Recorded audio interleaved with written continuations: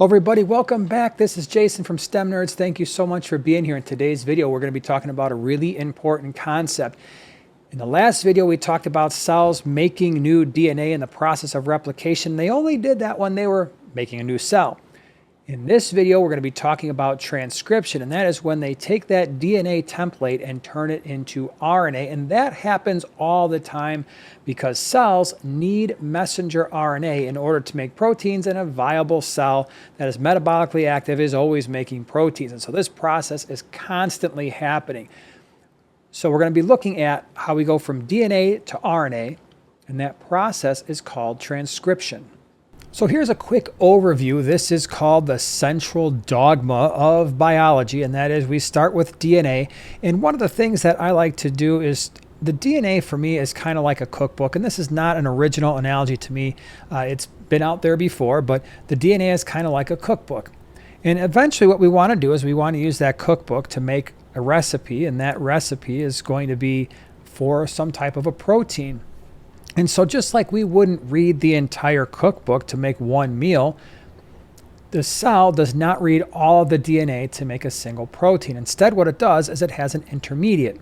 We go from the cookbook, the DNA, to RNA, which is a recipe, and we use that recipe to make a single meal or a protein. And so in this video, what we're actually talking about is taking that cookbook and making a copy of a single recipe. And then again, that process is called transcription, going from DNA to RNA, in particular what we call messenger RNA.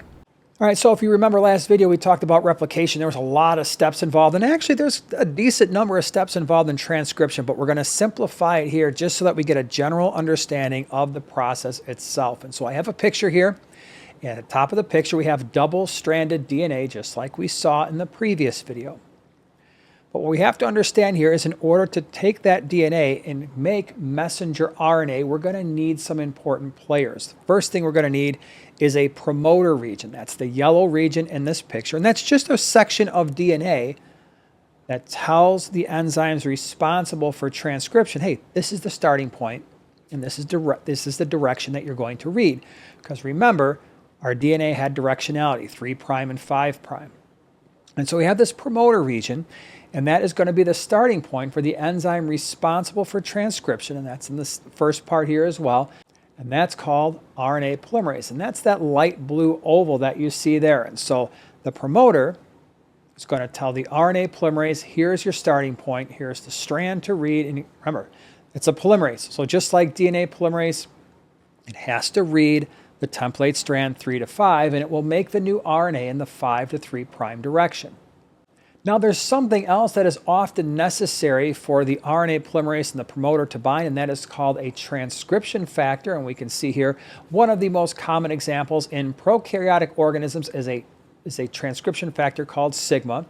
And I tend to think of the transcription factor or sigma factor as kind of like a matchmaker. So it's like your eHarmony or Match.com. It makes a match between the RNA polymerase and the promoter, and once they fall in love, that sigma factor goes away, and now we have a match made in heaven. And so now once the RNA polymerase is bound to the promoter, we can get actual transcription happening. And so that's the red line that you see there. That is messenger RNA, and you can see from this picture that the messenger RNA is being manufactured 5 to 3. So RNA polymerase, just like DNA polymerase, needs to read the template strand 3 to 5 and manufacture 5 to 3. And so in this picture, we can kind of infer then which strand is being used as a template. That would be the bottom strand, because your RNA, messenger RNA, is running anti-parallel to the template strand of your DNA.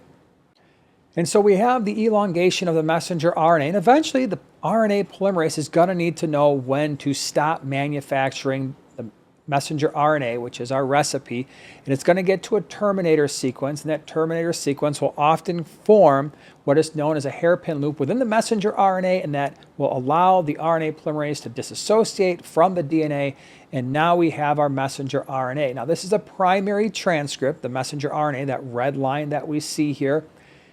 In prokaryotic cells, bacteria, this is plenty. They can go ahead and use this messenger RNA for the next step, and that's translation.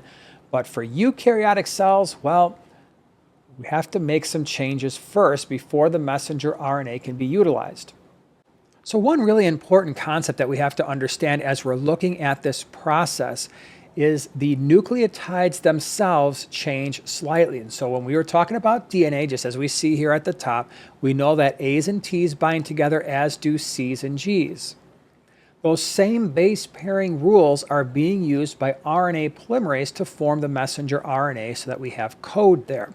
However, when there is a G, as we're seeing in the DNA in the upper left-hand corner, you will see a C in messenger RNA, so we still have our G's and C's.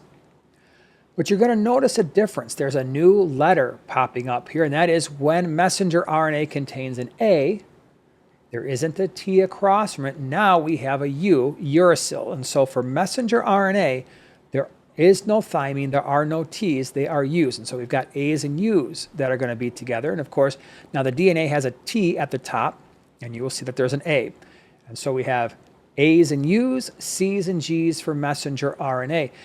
Another thing that you're going to notice here is once again the anti-parallel nature of what is going on. And so in this particular example, the red messenger RNA is being made 5-3, which again indicates that it was the bottom dark gray strand with the 3' end on the left-hand side that was actually used as our template.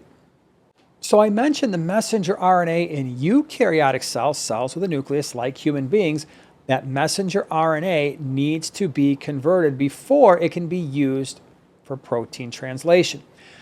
Here is a great picture where we have a eukaryotic cell, we have a nucleus, and the DNA is at the very top, and you'll see that we introduced a couple of terms here. We have exons and we have introns. The reason why those are labeled as such is it is the exons that are the part of the DNA, the part of the gene that is going to be expressed. So remember that exons means that is the part of the gene that is going to be expressed and later made into a protein. Introns are non-coding regions of the DNA. And in fact, this picture is a little bit misleading because it turns out there's usually more intronic regions than exons in a single gene. Either way, when an RNA polymerase transcribes that DNA into RNA, it's not smart enough to know which parts are going to be expressed and which parts are not. And so it just transcribes the entire gene. What we're left with is that primary transcript that we talked about earlier. However, this is where we have what is known, this is a really important concept, post means after, post-transcriptional modifications. So what does that entail? Well, what that means is the introns, that yellow region, those regions have to be removed from the messenger RNA, and all the exons have to be spliced together. So intron removal, that's one thing.